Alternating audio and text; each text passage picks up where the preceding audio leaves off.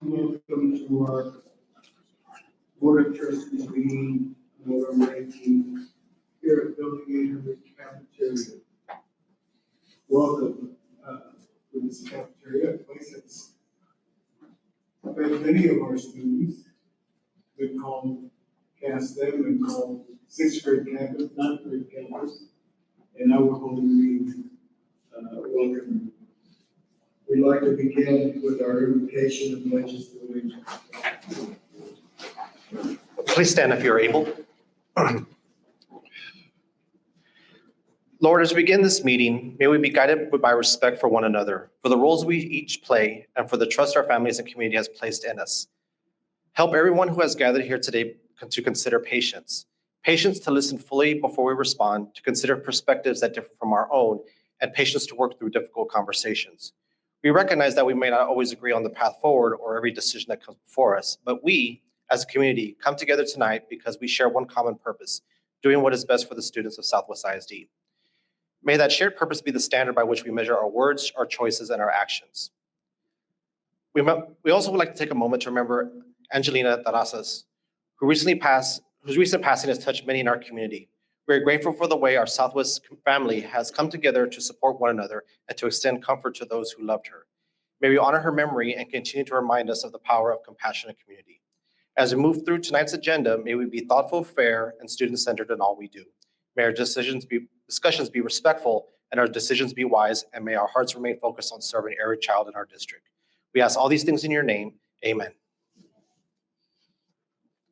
I pledge allegiance to the flag of the United States of America and to the republic for which it stands, one nation, under God, indivisible, with liberty and justice for all. Honor the Texas flag. I pledge allegiance to thee, Texas, one state, under God, one and indivisible.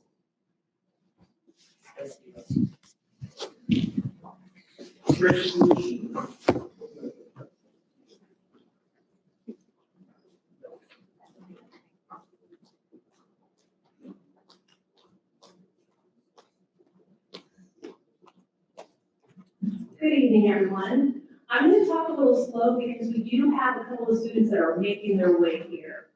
All right, so let's go ahead and begin. First, our students of the month, Alexander Zuniga from Hidden Cove Steve Academy. Please come forward.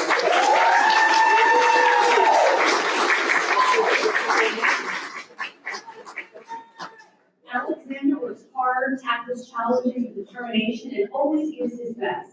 Last year, he was the only student on campus to earn a perfect score on the STAR math test, an incredible achievement that shows both his talent and his dedication. Alexander shines far beyond academics. He's a natural leader who treats everyone with kindness and respect. He tutors classmates, helps create a positive classroom environment, and he even takes the initiative to set up breakfast for his grade level each morning. Alexander's hard work, humility, and willingness to help others make him truly deserving of this honor. Congratulations, Alexander.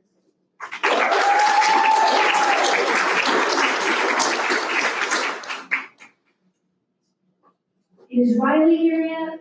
Riley, she's on her way. Okay, so we'll skip ahead.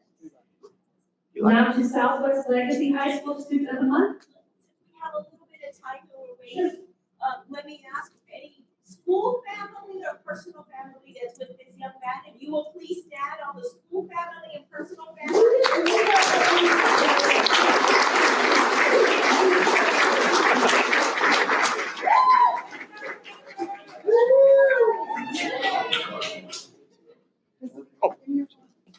Thank you.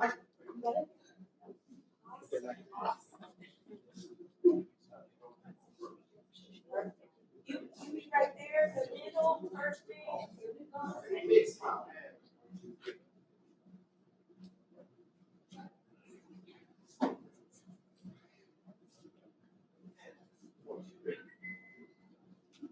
Is your teacher here? Yes. Come on up. Yes, I'm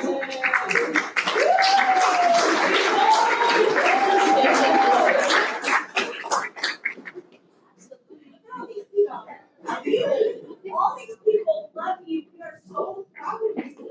That's a great job. Great job. Yes, of course.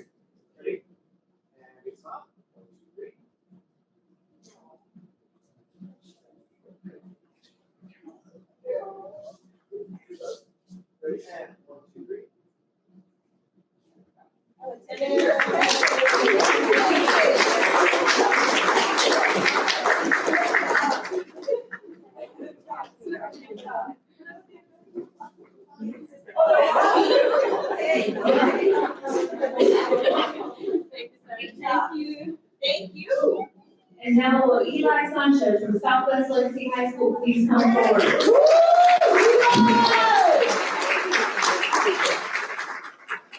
Eli, a senior, is a standout multi-sport athlete competing in football, basketball, and track. On the football field, he's a force, ranked top 14 nationally, top 2 in Texas, and number 1 in Division II, with an incredible 18 sacks this season.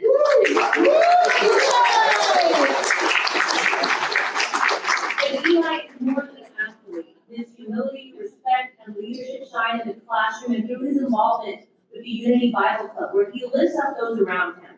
Outside of school, he even runs his own landscaping business, Armor Maintenance.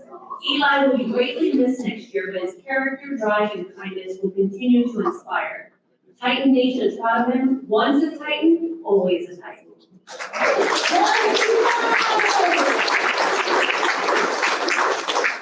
you please join us, pass that to Ms. Passport, she'll take a picture, and then your parents, you can take parents, come on up, parents, come on up, we're so proud of you. So proud of you.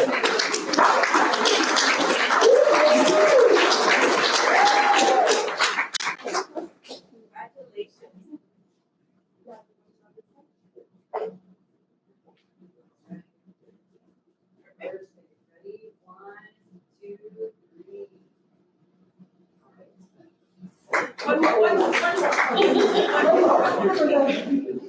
Ready? 1, 2, 3. One more. And 1, 2, 3. Congratulations. Do you have any plans after graduation? You know what you're gonna do yet? You're thinking about it? Okay. I'm sure you do. I'm sure you do. If there's anything you need, anything we can help you with, you just let us know, okay? We're proud of you. Congratulations. Give them your business card, you guys.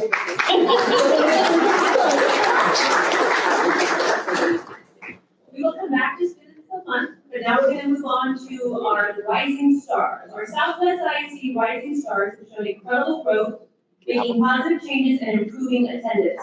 We are confident that their hard work will continue to have a positive impact on their entire school experience at Southwest ISD. Would Jose Pettis from Meadow Creek Elementary please come forward?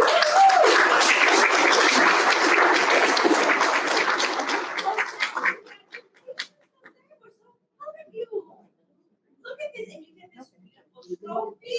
Awesome. Okay, here you go. We're gonna look right here. And then you're gonna go shake everybody's hand and then come back, okay? Okay, awesome. So we're still missing a couple more students that are on their way, so we can come back to them. And then I just want I saw here, it's principal here. Yes. Oh, thank you. Come on up, take a picture.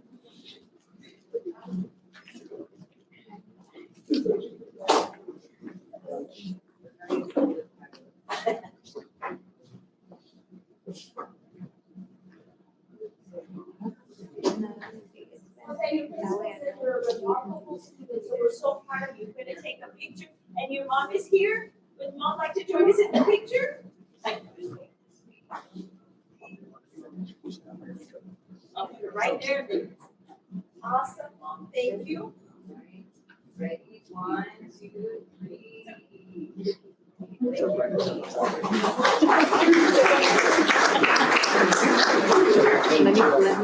me change it to opposite.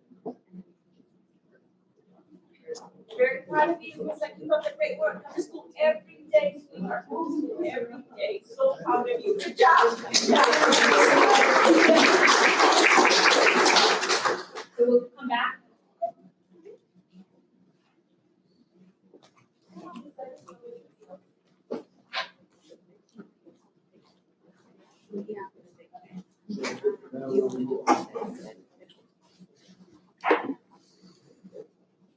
General comments. Yes, sir.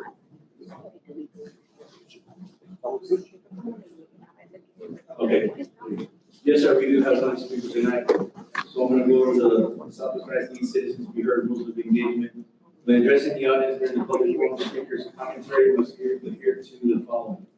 Everyone must model courtesy and respect. Speakers shall not avoid profane or threatening names and engage in personal attacks.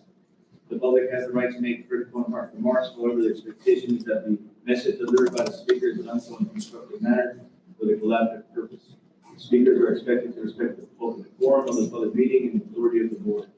The Board of Trustees requests that derogatory and inflammatory statements and personal attacks on individuals be avoided. Caution should be exercised in publicly attacking specific individuals. In accordance with board policy BU local, the board should not deliberate or respond to any subject that is not included in the continued posted of notice of the meeting.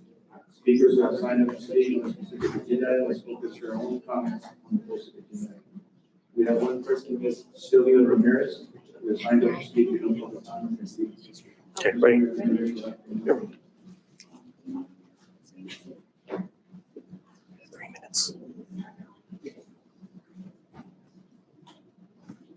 Good evening, everyone. My name is Sylvia Ramirez.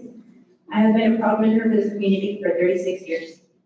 I moved to this neighborhood specifically for Sky Harbor Elementary. A place that has been more than just a school to me, it has been a cornerstone of our community, a nurturing environment for our children and a source of pride for all of us. Today, I stand before you to passionately advocate against the permanent closing of Sky Harbor. Yes, we are aware that the school faces challenges, and while I support efforts to improve our educational facilities and resources, I do not believe that closing the school is the solution. Let's consider that this closure would mean for our community. Loss of community. Sky Harbor is not just a building. It's a gathering place for families, a place where friendships are formed, and where our children learn the values of teamwork and cooperation. Closing, it would sever these vital connections. What about our taxes? I urge you to consider this. If you close the school, will our taxes be lowered? I think many of us would agree that the closure may not lead to the financial relief that is promised. Instead, it could diminish our property values and negatively impact our neighborhood, leading them to more long-term costs. Compensation for our children. If we must face this unfortunate decision, I ask that we consider more form of compensation for our children, our kids. Let's give them an extra special Christmas celebration, a memorable Valentine's Day, a meaningful field trip to help close our school year. These experiences can help mitigate the impact of closing their beloved school. In closing, I want to emphasize that we love our school. It is a vital part of our lives, and we do not want to see it close for good. Instead, let's work together to find solutions to improve Sky Harbor so that it could continue to serve our children, our families, and our community for many more years to come. Thank you for your time in supporting the Hearts for Our Community, Sky Harbor Elementary School. Let's keep it open and thriving. Thank you. Thank you.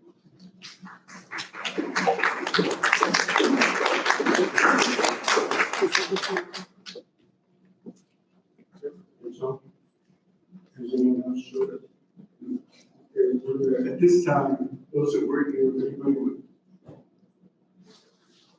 Okay, would like to leave, you're welcome to wait at your own time.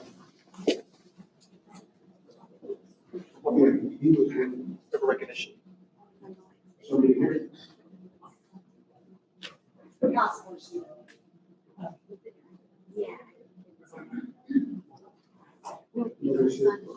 Sorry, that was recognition. Sorry, Sorry, let's move on to the consent agenda. sorry, I thought it was a recognition. We were trying to. Board members, you have those. Consent agenda items A through G. Did he? Where's my?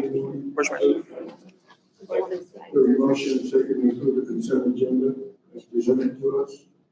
All in favor, please say aye. Aye. All opposed? Motion passes. Items of information. We have no construction update. Monthly tax report, you have that.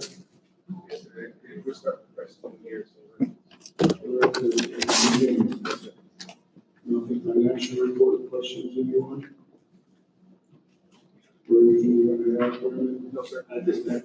Investor report, report of gifts and requests, enrollment report,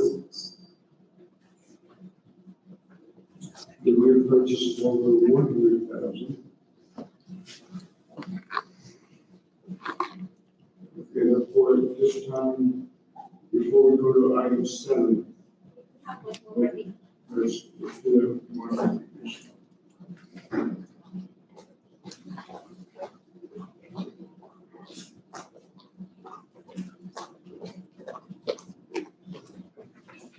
For our final student of the month, with Riley Valderrama, please come forward. President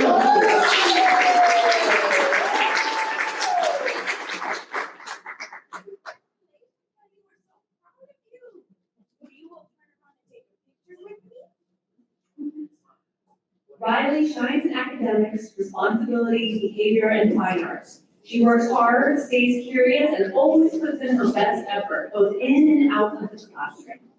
Riley's positive attitude is a great example for others, and her selection to the honor band shows just how talented and dedicated she really is. Although Riley's achievements truly reflect the best of the Resnick Middle School community. Congratulations to Riley, Resnick's Middle School Student of the Month. Congratulations.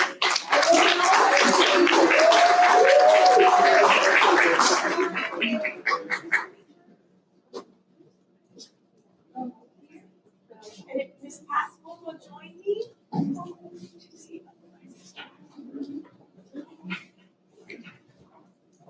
Will it be all right?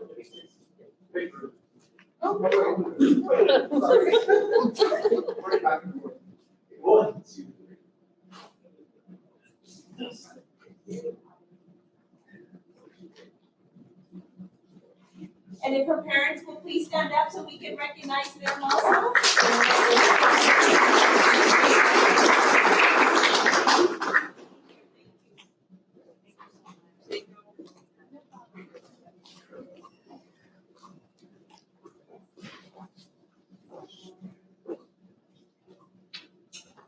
Okay.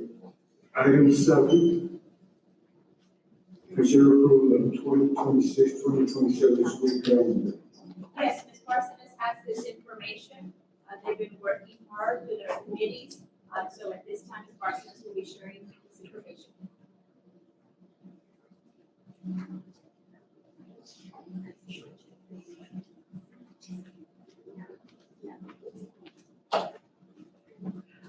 Good afternoon, or good evening, I should say. I want to let you know that, as always, we start our planning for the calendar committee a year in advance. We try to give our families and our communities the most amount of knowledge so they can go ahead and make their plans. This year, we started off with our calendar committee in August and September. Our committees comprise of many different departments, extracurricular programs, including athletics, fine arts, cheer, etc. Elementary representatives, middle school representatives, and high school representatives. They came together to not only look at our current calendar for this year. As you noted, this year we had a very small summer, and it was in effect for a lot of people making comments on the very small summer that we had. So that was taken into consideration for our committee. Additional committees were used. We have an ESAC committee, which has representatives from every campus, and we have a DIT, which has representatives across campuses, different district personnel, paraprofessional personnel, and parents on the committee. And so all of these calendar selections were given to these committees for review. Afterwards, only two calendars were considered for voting, and those were option 3 and option 4. This allowed us enough opportunity for our construction projects to be completed and to provide enough summer that's considered an adequate summer for all of the personnel. With that, we took the survey out to all district employees in which they were voted, and the only switch that the vote asked for was a difference in vacation versus holiday and PD in October of next year. Our results were 64% voted on option 3, so we asked that the school board recommend option 3 be the adopted calendar for this upcoming school year, and you will receive that in your board packet.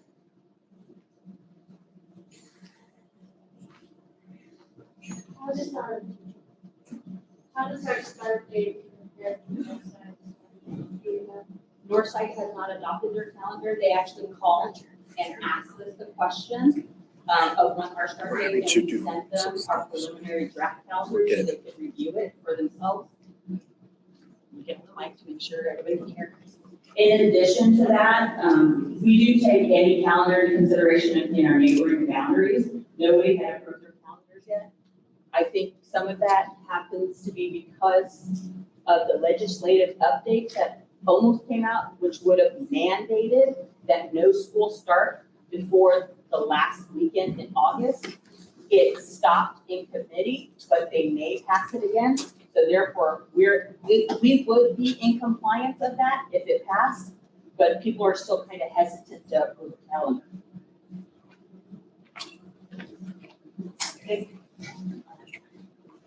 So your recommendation is option 3, correct? Am I understanding that Yes. correctly?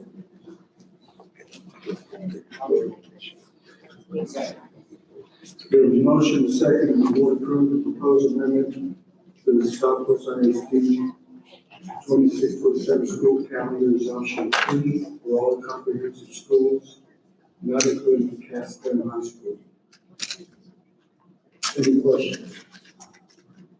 Hearing none, all in favor, please say aye. Aye. All opposed? Motion passes.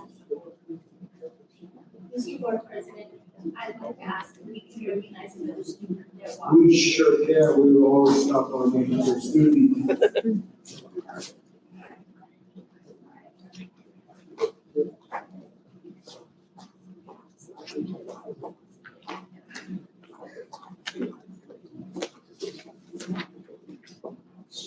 Okay, joining us now, to no fault of her own, I'm not gonna say who, but someone forgot to drop her off. So she was ready to go. Oh, sir. It wasn't you either. Someone else got to drop her off. But she's one of our rising stars, showing incredible growth, making positive changes, and improving attendance. Story reporters from McCullough Middle School.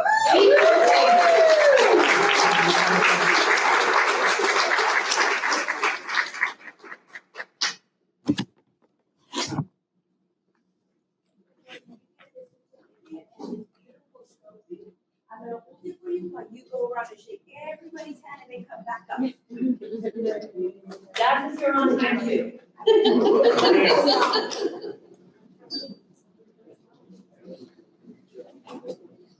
All right, go, Jordan.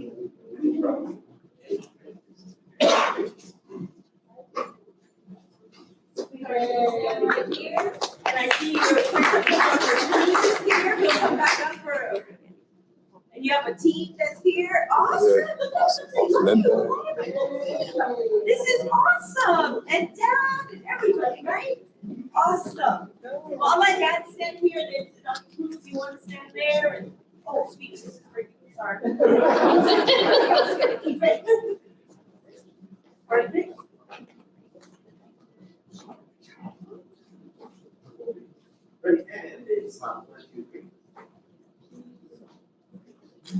So keep up the great work.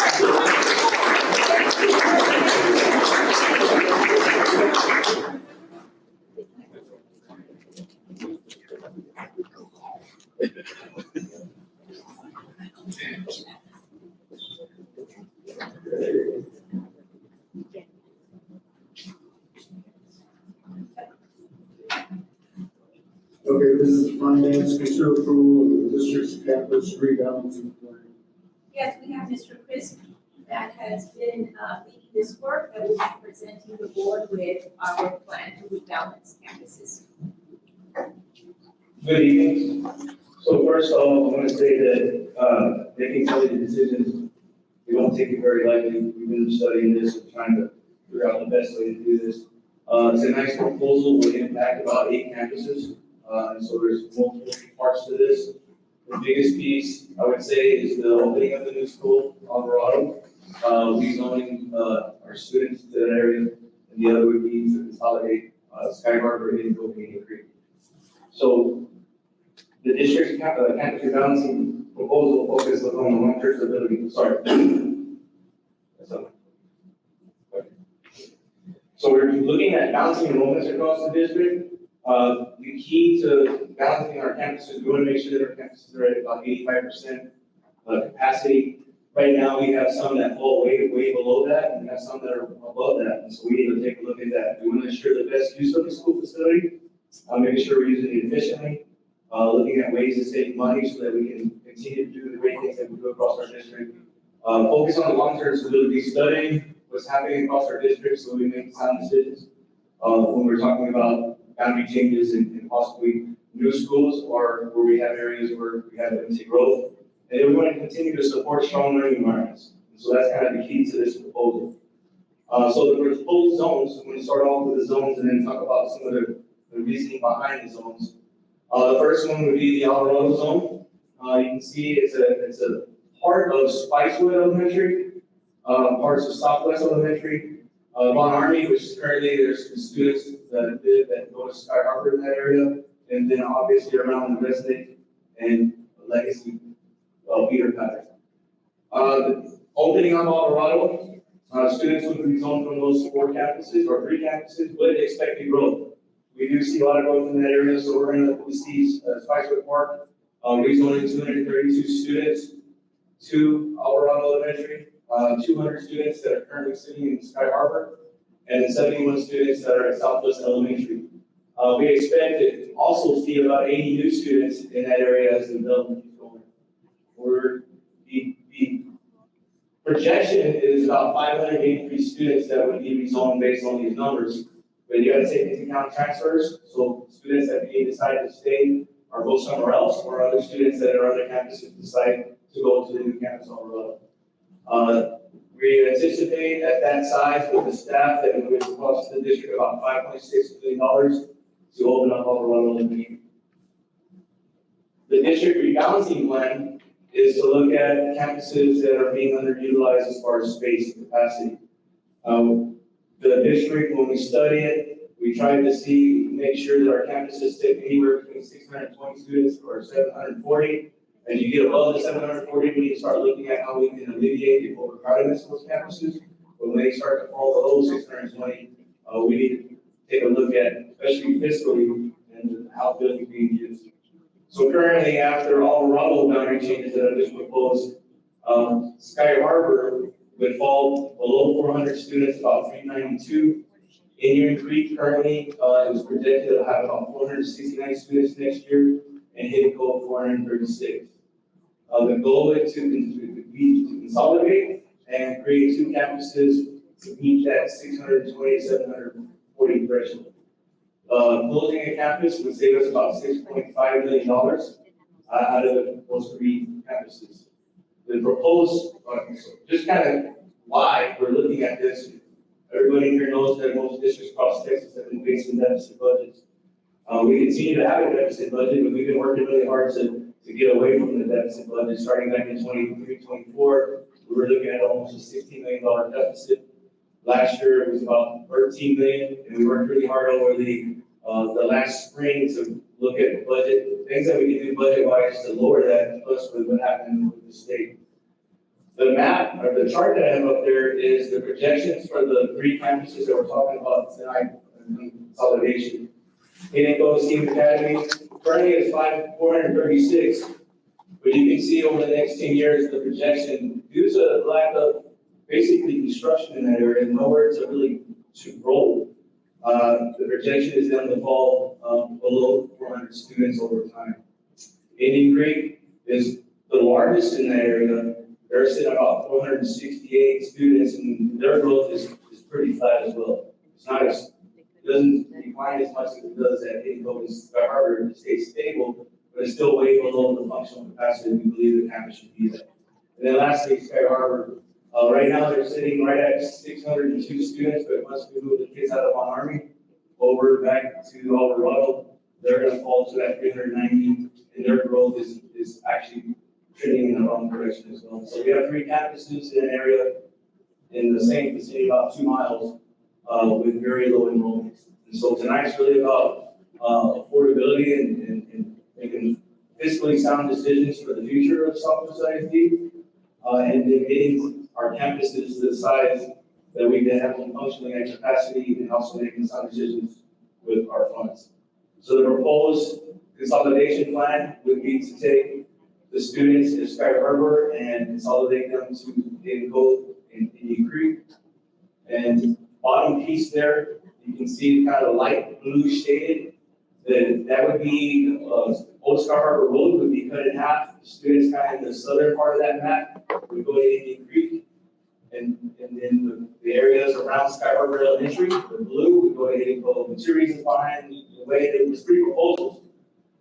This was the best way to balance the campuses so that one campus wasn't a lot larger than the others. And so just the population makeup of the area.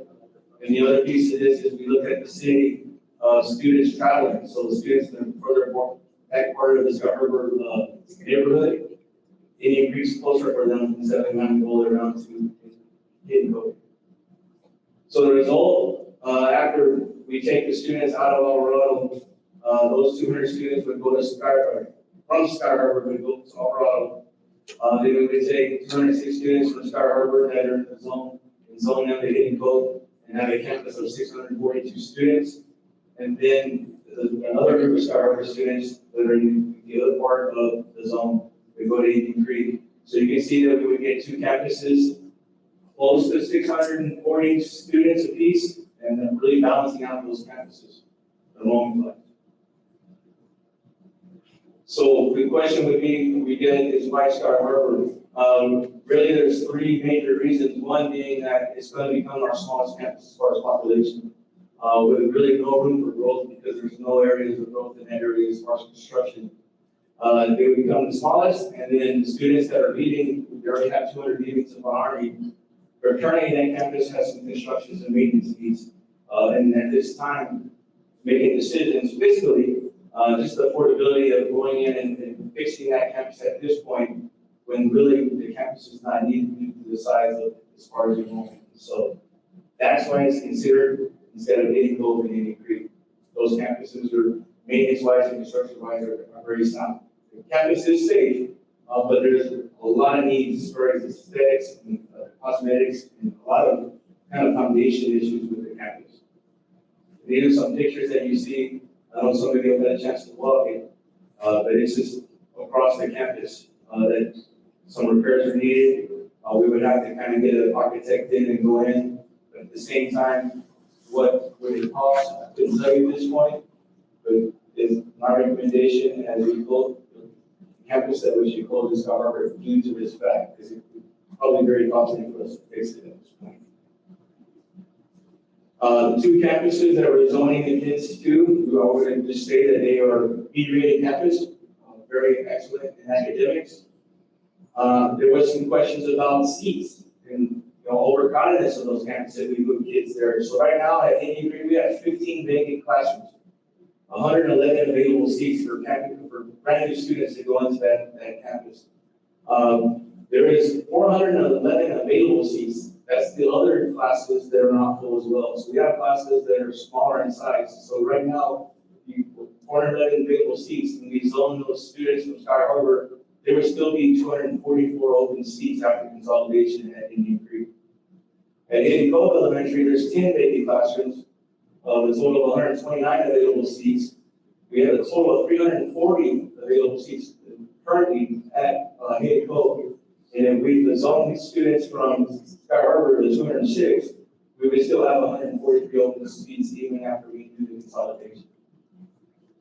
I want to point out that we do have a transfer policy, so we're proposing this to any students in our district. First of all, wherever you're zoned, we will transport you to your campus. So if you're an Indian Cove student, or if you're living in Sky Harbor, you're zoned in Indian Cove, we are going to provide transportation if the parents and the families would want it. If they decide to go to a different campus, which is an option for any of our students across Southwest ISD, the parents have to provide the transportation. We just don't have the tools and the bodies to transport our students across our district wherever they want to go. There is a caveat to transfer policy. The student needs to be in good standing. We are taking a look at that as well. There needs to be space. Some of our campuses right now, there's some space, some programs that are full. So it'd be based on the space in the building as far as the class sizes, and would be based on the special programs if there's staff, and availability. And so the recommendation, from the district is to approve the boundaries for Alvarado and also approve the consolidation and the closure of Sky Harbor and those students being zoned in the boundary campus go to, 83 and Haiti Code. And I'm available for any questions. Or questions? So those 200 from Bonnie, those are moving no matter what. Yeah.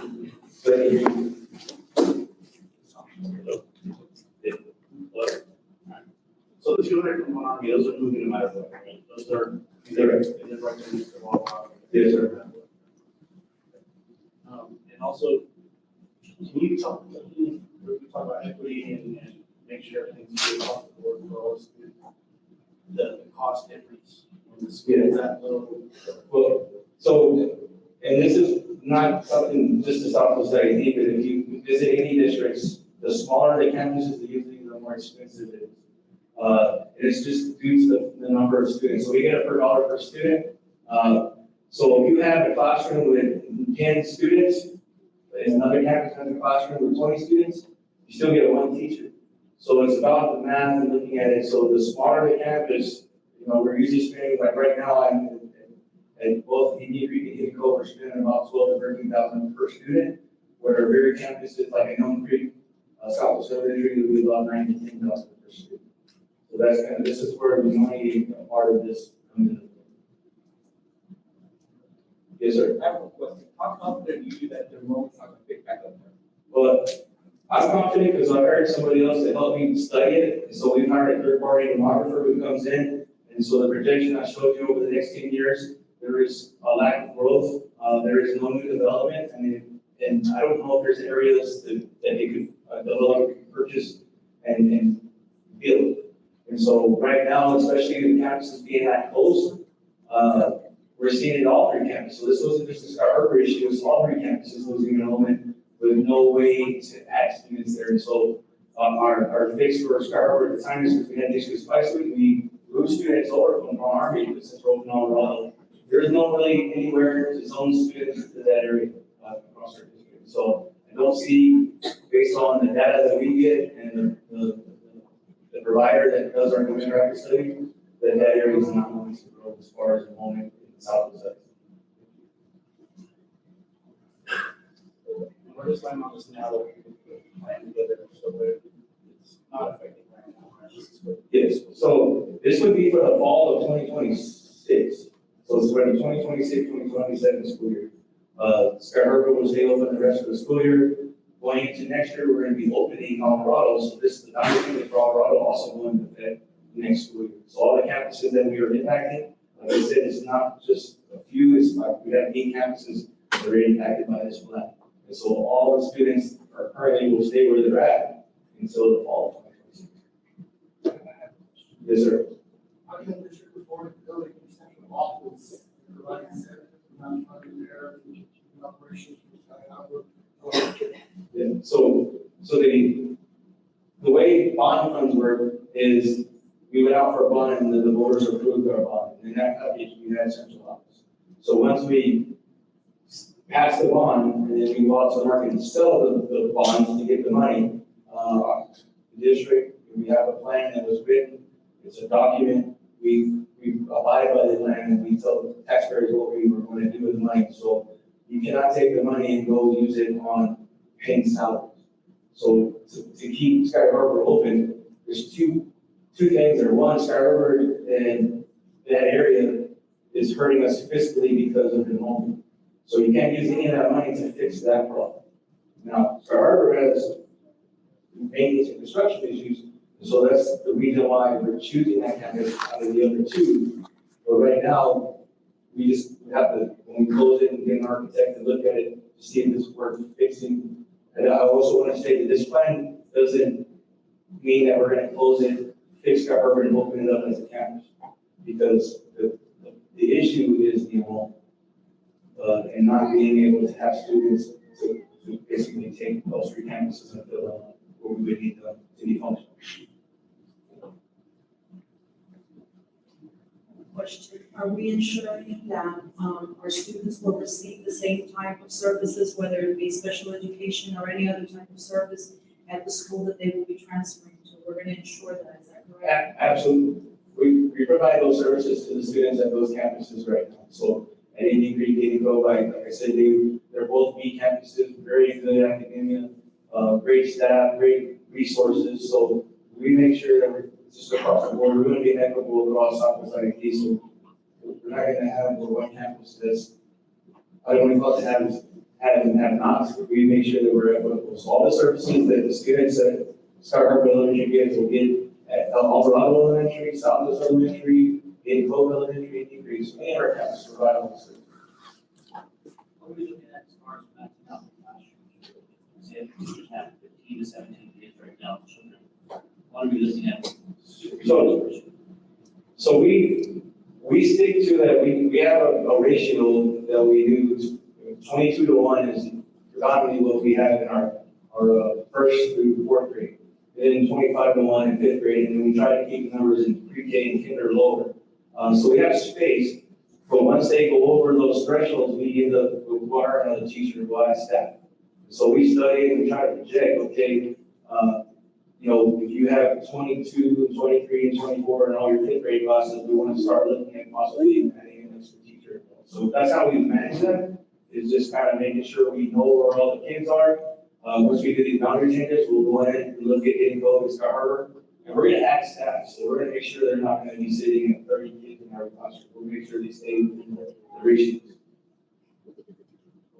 All of our employees that we have there now, we're keeping all of those employees. Absolutely, we actually need them. We're opening a new campus, so this is why there's not a good time to do this, but we have availability for all the staff that's at Sky Harbor. We're gonna need teachers at Indian Creek, we're gonna need teachers at Hidden Cove, we're gonna need custodians and cafeteria workers and aides and office staff at Alvarado. So we have an opportunity to make sure that this doesn't hurt anybody's job or livelihood. So everybody is guaranteed a job, stuff is right. If they're doing a good job. And I know earlier it was brought up about the taxpayers. And Southwest ISD has never had to close a main campus, right? Years ago, we closed a small little enrichment center. But if we don't, I guess my question is, if we don't close the campus and we just continue to operate in a deficit, I think we would be facing things that other districts in our area are facing, where they're not closing schools, but they don't have the enrollment, and then they're going out to the taxpayers to ask for even more tax money. So as board members, we're tasked with being fiscally responsible, right? To ask the community for as little money as possible.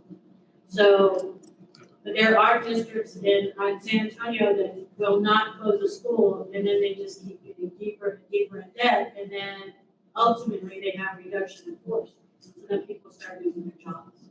So it's not something that we would take lightly at all, because we know it's affecting our families and our children.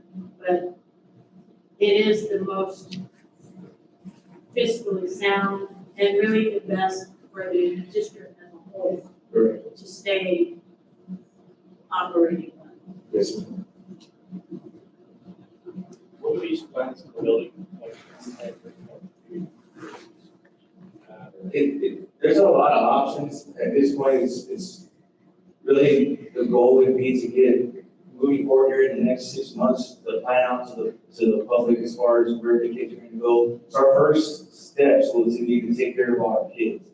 So making sure that we have a plan in place, I know Dr. Wells talked about it, making sure that we have a smooth transition and the kids feel welcome to their new campuses. And then open Alvarado, so we have that big thing coming down the road. So those are our goals right now.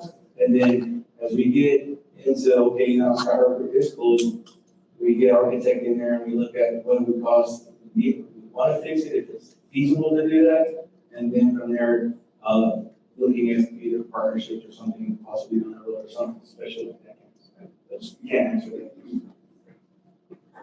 Mr. Curtis, I'm a little concerned over some of the areas that are gonna be a little bit farther from, some of the schools that we are transferring the students to. Is there a transportation plan? Yeah, so like I said, if they are zones of the campus across the district, so if you're a kid that lives in Elm Creek, we're gonna provide you transportation. Same thing in Alvarado, same thing in Indian Cove, Indian Creek. There's a 2 mile, we call it a 2 mile barrier, like you can walk within a 2 mile radius. If there's not a hazard, we'll allow them to walk, but other than that, if there are zones of that campus, we are going to transport the students. We transport about 67% of our students right now. And so we would have it done. But I also want to say, if they decide to transfer somewhere else, then that's, they provide their own.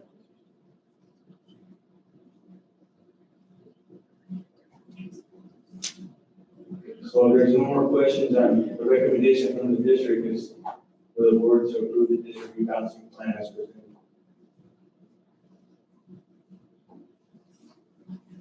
We have a recommendation. I move. We have a motion and a second. Any other questions? Another question or comment. For me, this is very difficult. Because I went to Sky Harbor. With Dr. Gall, yesterday driving around.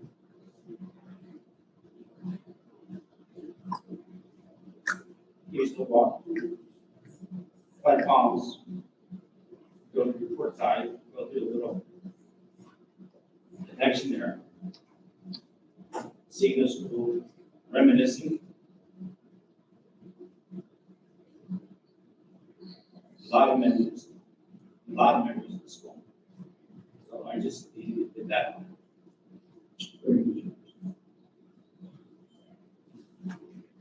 All in favor, please say aye. All opposed? Motion passes. I also want to make a comment now that the motion has passed. This has not been an overnight decision. It's been studied and looked at, and tried to find a solution. But I do want the Sky Harbor community to know that your board of trustees will do everything possible to help make this change as smooth as possible. Esta decisión ha sido muy difícil.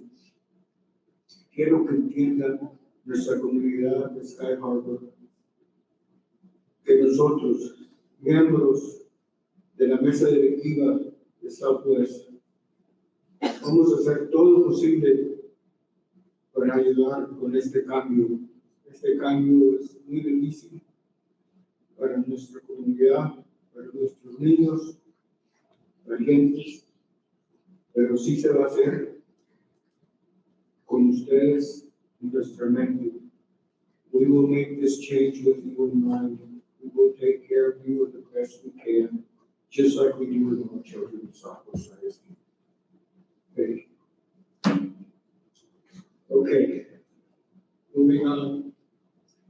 Consider voting on the 2026 election of Bear Appraisal District Board of Directors. Board members, you have that before you. Our district, it's been changed. Weight-wise, it's supposed to equal to the weight that we had in the past. Our numbers, I think, are now at 19. You have those candidates before you. You have it up. Yeah. Does anybody have any information for that? Let me name. There is Dr. Ralphie Barksdale, nominated by Bear County. Juliana Dusek, nominated by the City of Ramos. Ivanlis Mesa Gonzalez, nominated by the City of San Antonio. Gerald Lopez, nominated by Arnold College District and Northside ISD. Lee Martinez, nominated by Harleville ISD. Rolando Ramirez, nominated by Southside ISD, and Becky Reese, nominated by Hartnell ISD and Northside ISD. I will say that Gerald Lopez, past board member at Northside ISD and currently at Alton College District. If we give him his votes, he gets it, I know he will have school districts. Is anyone else? Any other recommendations? Any big motion? There's a motion and a second to give our 19 votes to Gerald Lopez. Questions, anyone? All in favor, please say aye. Aye. All opposed? Motion passes. Okay. Pursuant, it's permitted by sections 551, I'm sorry, Dr. Wong, we have one more thing before we go into closed session. No.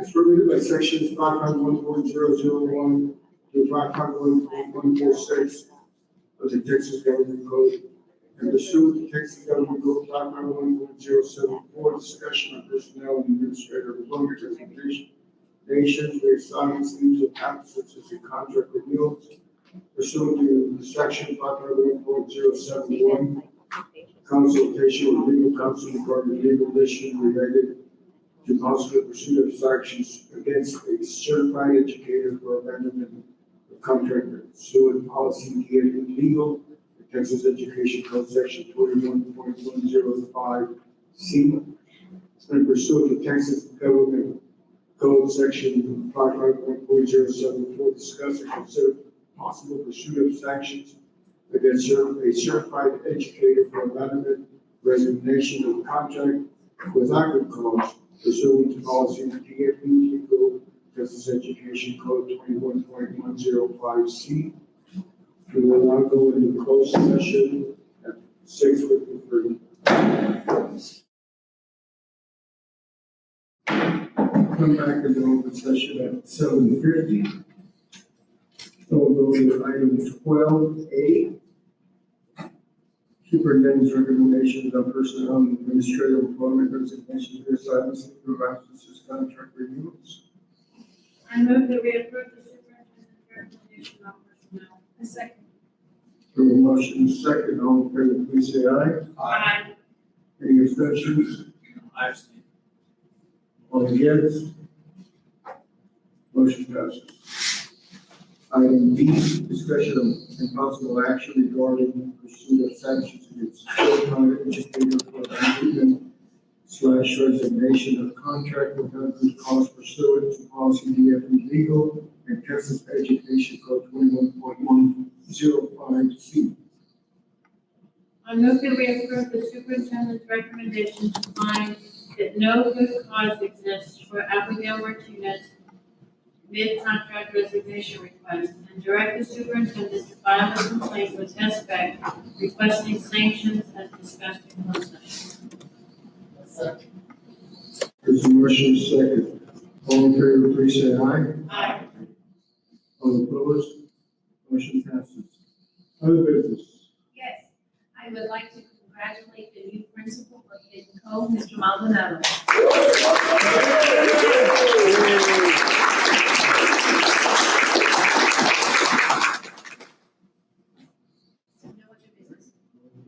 Board members, you don't have anything? Hearing none. So adjourned at 7:52. Thank you.